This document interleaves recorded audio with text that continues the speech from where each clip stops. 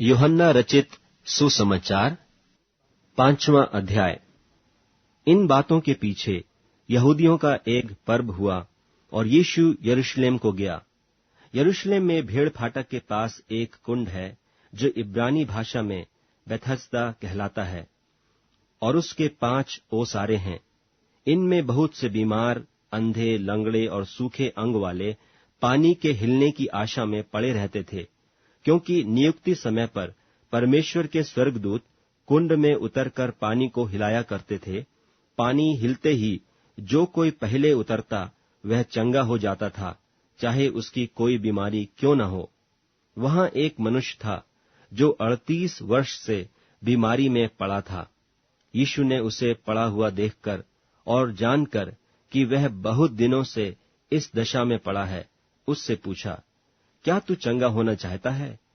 उस बीमार ने उसको उत्तर दिया कि हे प्रभु, मेरे पास कोई मनुष्य नहीं कि जब पानी हिलाया जाए तो मुझे कुंड में उतारे, परंतु मेरे पहुंचते पहुंचते दूसरा मुझसे पहले उतर पड़ता है। यीशु ने उससे कहा, उठ, अपनी खाट उठाकर चल फिर। वह मनुष्य तुरंत चंगा हो गया और अपनी खाट उठाकर चलने फिरने लगा। वह सब्त का दिन था, इसलिए यहूदी उससे जो चंगा हुआ था कहने लगे कि आज तो सब्त का दिन है, तुझे खाट उठानी उचित नहीं। उसने उन्हें उत्तर दिया कि जिसने मुझे चंगा किया उसी ने मुझसे कहा, अपनी खाट उठाकर चल फिर।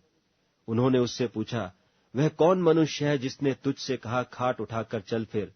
परंतु जो चंगा हो गया था वह नहीं जानता था कि वह कौन है, क्योंकि उस जगह में भीड़ होने के कारण यीशु वहां से हट गया था। इन बातों के बाद वह यीशु को मंदिर में मिला। तब उसने उससे कहा, देख, तू तो चंगा हो गया है, फिर से पाप मत करना, ऐसा न हो कि इससे कोई भारी विपत्ति तुझ पर आ पड़े। उस मनुष्य ने जाकर यहूदियों से कह दिया कि जिसने मुझे चंगा किया वह यीशु है। इस कारण यहूदी यीशु को सताने लगे, क्योंकि वह ऐसे ऐसे काम सब्त के दिन करता था।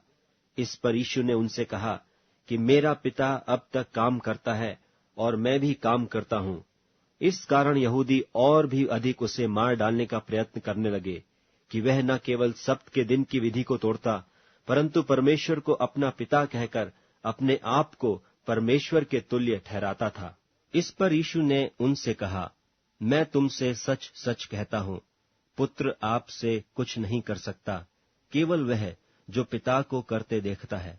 क्योंकि जिन जिन कामों को वह करता है उन्हें पुत्र भी उसी रीति से करता है, क्योंकि पिता पुत्र से प्रीति रखता है, और जो जो काम वह आप करता है वह सब उसे दिखाता है, और वह इनसे भी बड़े काम उसे दिखाएगा, ताकि तुम अचंभा करो। क्योंकि जैसा पिता मरे हुओं को उठाता और जिलाता है, वैसा ही पुत्र भी जिन्हें चाहता है उन्हें जिलाता है। और पिता किसी का न्याय भी नहीं करता, परंतु न्याय करने का सब काम पुत्र को सौंप दिया है, इसलिए कि सब लोग जैसे पिता का आदर करते हैं वैसे ही पुत्र का भी आदर करें। जो पुत्र का आदर नहीं करता वह पिता का जिसने उसे भेजा है आदर नहीं करता। मैं तुमसे सच सच कहता हूं, जो मेरा वचन सुनकर मेरे भेजने वाले की प्रतीति करता है, अनंत जीवन उसका है, और उस पर दंड की आज्ञा नहीं होती, परंतु वह मृत्यु के पार होकर जीवन में प्रवेश कर चुका है। मैं तुमसे सच सच कहता हूं, वह समय आता है और अब है, जिसमें मृतक परमेश्वर के पुत्र का शब्द सुनेंगे, और जो सुनेंगे वे जिएंगे। क्योंकि जिस रीति से पिता अपने आप में जीवन रखता है, उसी रीति से उसने पुत्र को भी यह अधिकार दिया है कि अपने आप में जीवन रखे। वरन उसे न्याय करने का भी अधिकार दिया है, इसलिए कि वह मनुष्य का पुत्र है। इससे अचंभा मत करो, क्योंकि वह समय आता है कि जितने कब्रों में हैं उसका शब्द सुनकर निकलेंगे।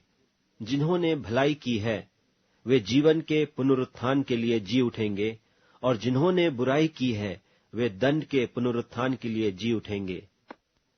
मैं अपने आप से कुछ नहीं कर सकता, जैसा सुनता हूं वैसा न्याय करता हूं, और मेरा न्याय सच्चा है, क्योंकि मैं अपनी इच्छा से नहीं परंतु अपने भेजने वाले की इच्छा चाहता हूं। यदि मैं आप ही अपनी गवाही दूं तो मेरी गवाही सच्ची नहीं। एक और है जो मेरी गवाही देता है, और मैं जानता हूं कि जो मेरी गवाही देता है वह सच्ची है। तुमने यूहन्ना से पूछवाया और उसने सच्चाई की गवाही दी है, परंतु मैं अपने विषय में मनुष्य की गवाही नहीं चाहता, तो भी मैं ये बातें इसलिए कहता हूं कि तुम्हें उद्धार मिले। वह तो जलता और चमकता हुआ दीपक था, और तुम्हें कुछ देर तक उसकी ज्योति में मगन होना अच्छा लगा, परंतु मेरे पास जो गवाही है वह यूहन्ना की गवाही से बड़ी है, क्योंकि जो काम पिता ने मुझे पूरा करने को सौंपा है, अर्थात यही काम जो मैं करता हूं, वे मेरे गवाह हैं कि पिता ने मुझे भेजा है, और पिता जिसने मुझे भेजा है उसी ने मेरी गवाही दी है। तुमने न कभी उसका शब्द सुना और न उसका रूप देखा है, और उसके वचनों को मन में स्थिर नहीं रखते, क्योंकि जिसे उसने भेजा उसकी प्रतीति नहीं करते। तुम पवित्र शास्त्र में ढूंढते हो, क्योंकि समझते हो कि उसमें अनंत जीवन तुम्हें मिलता है, और यह वही है जो मेरी गवाही देता है। फिर भी तुम जीवन पाने के लिए मेरे पास आना नहीं चाहते। मैं मनुष्यों से आदर नहीं चाहता, परंतु मैं तुम्हें जानता हूं कि तुम में परमेश्वर का प्रेम नहीं। मैं अपने पिता के नाम से आया हूं और तुम मुझे ग्रहण नहीं करते। यदि कोई और अपने ही नाम से आए तो उसे ग्रहण कर लोगे।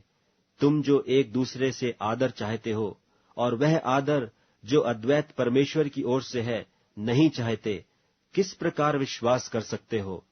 यह ना समझो कि मैं पिता के सामने तुम पर दोष लगाऊंगा। तुम पर दोष लगाने वाला तो है, अर्थात मूसा, जिस पर तुमने भरोसा रखा है। क्योंकि यदि तुम मूसा की प्रतीति करते तो मेरी भी प्रतीति करते, इसलिए कि उसने मेरे विषय में लिखा है।